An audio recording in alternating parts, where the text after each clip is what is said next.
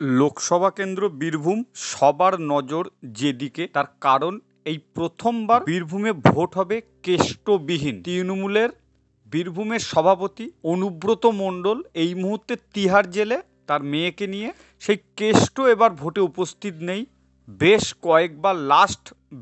কয়েকবার পরপর তৃণমূলের প্রার্থী অভিনেত্রী শতাব্দী রায় ওখান থেকে জিতেছে এবং তার পিছনে অনুব্রত মণ্ডলের হাত অনেক বেশি ছিল। তো সেই অনুব্রত মণ্ডল নেই, তিনি জেলে আছেন। তাকে ছাড়াই এবার লোকসভা ভোট হচ্ছে বীরভূমে। সবার নজর এই কেন্দ্রে কি ফলাফল হতে পারে। বিজেপিও খুব ভালো একজন ক্যান্ডিডেটকে দাঁড় করিয়েছে শতাব্দী রায়ের বিপরীতে। টক্কর হবে সমানে সমানে। এখানে কংগ্রেস প্রার্থী দিয়েছে, সেই কংগ্রেস প্রার্থী দেওয়াতে কংগ্রেসের নিচুতলার কর্মীরা তলায় তলায় বিজেপির সাথে যোগাযোগ করছে বা বিজেপির ক্যান্ডিডেটকে সাপোর্ট করছে, এমন একটা সংবাদ উঠে আসে। তারপর অধীর চৌধুরী সেই সব নেতাকর্মীদেরকে বহিষ্কার করার সিদ্ধান্ত নেয় যারা দীর্ঘদিনের কংগ্রেস নেতাকর্মী। তারা চাইছে বীরভূম থেকে বিজেপি জিতুক, এমন একটা খবর আমাদের চোখে পড়ে। প্রথমে বলে নেব বীরভূমে ক্যান্ডিডেট কারা কারা এবং বীরভূম থেকে কে জয়লাভ করতে পারে। বর্তমান রাজ্য রাজনীতির পরিস্থিতি, বীরভূমের অতীত ইতিহাস, সর্বোপরি ওখানকার মানুষের মনোভাব নিয়ে আমরা একটা প্রেডিকশান করব। জনমত সমীক্ষায় আপনাদেরকে দেখানোর চেষ্টা করব যে বীরভূম শেষ পর্যন্ত 2024 সালে কাকে জয়ী করতে চলেছে বলে আমরা মনে করছি, বিএন বাংলা গোল্ড মনে করছে। সাথে থাকুন, ভিডিওটা একদম শেষ পর্যন্ত দেখতে থাকুন। নমস্কার বন্ধুরা, বিএন বাংলা গোল্ডে আপনাকে স্বাগত। আপনি যদি নতুন হন আমাদের চ্যানেলে, অবশ্যই চ্যানেলটা সাবস্ক্রাইব করে নিজের বেল আইকনটা প্রেস করতে ভুলবেন না। আমরা এই চ্যানেলে রাজনৈতিক ভিডিও নিয়ে থাকি এবং তার বিশ্লেষণ করি। তো আজকে আমাদের কেন্দ্র হচ্ছে বীরভূম। বীরভূমে শতাব্দী রায় তৃণমূল কংগ্রেস থেকে দাঁড়িয়েছেন। দেবাশিস ধর প্রাক্তন আইপিএস অফিসার, তিনি দাঁড়িয়েছেন বিজেপির টিকিটে। মিল্টন রশিদ জাতীয় কংগ্রেসের টিকিটে দাঁড়িয়েছেন। এই তিনজন ক্যান্ডিডেটের মধ্যে এখানে লড়াই হবে। 2014 সাল থেকে পরপর শতাব্দী রায় এখানে জয়লাভ করছে। লাস্ট 15 বছর মানে 3বার টার্মে শতাব্দী রায় এখানকার এমপি। অভিনেত্রী শতাব্দী রায় 1989 সাল থেকে 2004 সাল পর্যন্ত সিপিএমের প্রার্থী রামচন্দ্র ডোম এখান থেকে জয়লাভ করত 15 বছর। তার মানে বীরভূমে যারা এমপি হয় মোটামুটি লং টাইমের জন্য থাকে, এটা কিন্তু অতীত রেকর্ড। তাই বলছে সিপিএম ছিল 15 বছর, রামচন্দ্র ডোম, তারপর তৃণমূল কংগ্রেসের শতাব্দী রায়। তারও আগে এখানে কংগ্রেস ছিল, কংগ্রেস জয়লাভ করে। এখন বিষয়টা হচ্ছে 2019 সালে এখানে তৃণমূল কংগ্রেস শতাব্দী রায় ভোট পেয়েছিল 6,54,077, আর বিজেপি ক্যান্ডিডেট ভোট পেয়েছিল 5,65,153। লড়াইটা হয়েছিল বিজেপির সাথে তৃণমূল কংগ্রেসের। দুধকুমার মণ্ডল ছিল বিজেপির প্রার্থী আর শতাব্দী রায় ছিল তৃণমূলের ক্যান্ডিডেট। শেষ পর্যন্ত জয়ের হাসি হেসেছিল তৃণমূল কংগ্রেস, কিন্তু ভোটের ব্যবধান কিন্তু বেশি ছিল না। ভোটের ব্যবধান তখন কিন্তু অনুব্রত মণ্ডল বীরভূমে দাপিয়ে বেড়াচ্ছে 2019 সালে। সেক্ষেত্রে ভোটের ব্যবধান কিন্তু খুব বেশি ছিল না। আর একটুখানি যদি নড়ে যেত তাহলে কিন্তু পাশা উল্টে যেত।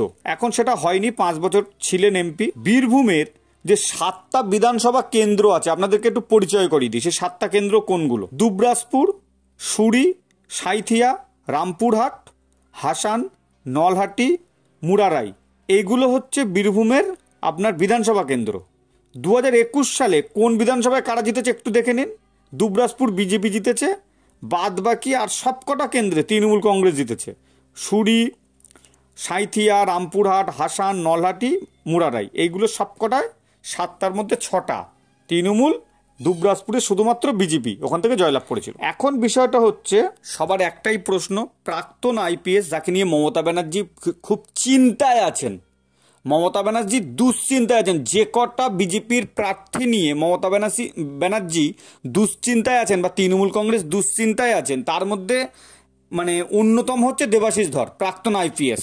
যেখানে আমরা বেশিরভাগ পুলিশ অফিসার, আইপিএস অফিসারদের দেখি তৃণমূল কংগ্রেসের সাপোর্ট করতে, তৃণমূল কংগ্রেসের হয়ে কাজ করতে, বেশিরভাগ যাদেরকে আমরা দেখি।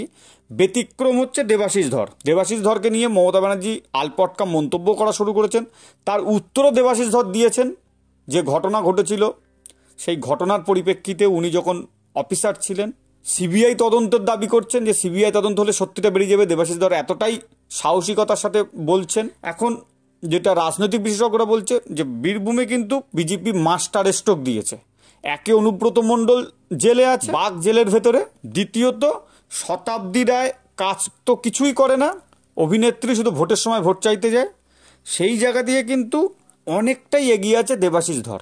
আর কংগ্রেসের কথা, কংগ্রেসের কর্মী নেতারাই চাইছে বিজেপির ভোট পাক, জানে কংগ্রেস জিততে পারবে না। অধীর চৌধুরীকে 5-6 জনকে সাসপেন্ড করা হচ্ছে মৌখিকভাবে, বলেছে ওখানকার নেতাকর্মীরা, বলছে এভাবে মৌখিকভাবে কোনো সাসপেন্ড হয় না, বহিষ্কার হয় না, এআইসিসি থেকে নোটিশ আসতে হবে, সেটাও আমরা সংবাদ মাধ্যমে দেখতে পাচ্ছি। তাহলে সেই জায়গা দিয়ে দেখতে গেলে লড়াইটা বিজেপি বনাম তৃণমূল।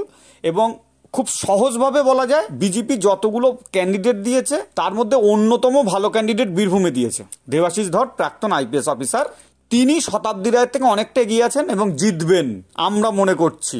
পরিস্থিতি দেখে, ওখানকার রাজনৈতিক পরিস্থিতি সেটা বলছে, যেখানে কংগ্রেস সিপিএম এর ভোট যাবে বিজেপিতে, এবং সেটা প্রমাণ হয়ে গেছে, সেটা সামনে চলে এসেছে, যার জন্য বহিষ্কার করতে হচ্ছে কংগ্রেসকে, ঠেকাতে পারছে না।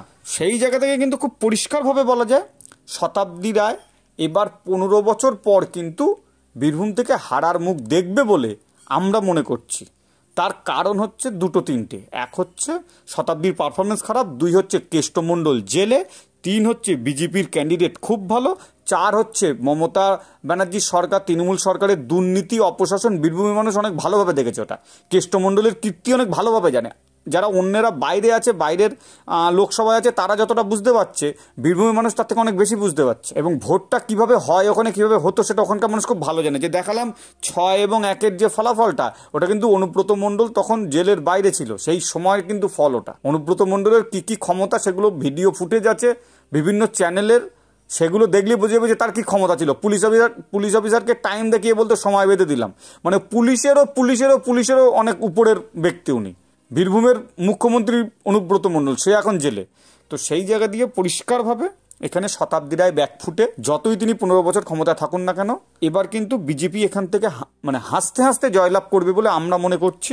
আপনার মতামত কমেন্টস করে জানান। ভিডিও যদি ভালো লাগে লাইক করবেন। ধন্যবাদ। আবারও নতুন ভিডিও দেখাবে খুব তাড়াতাড়ি, সাথে থাকবেন।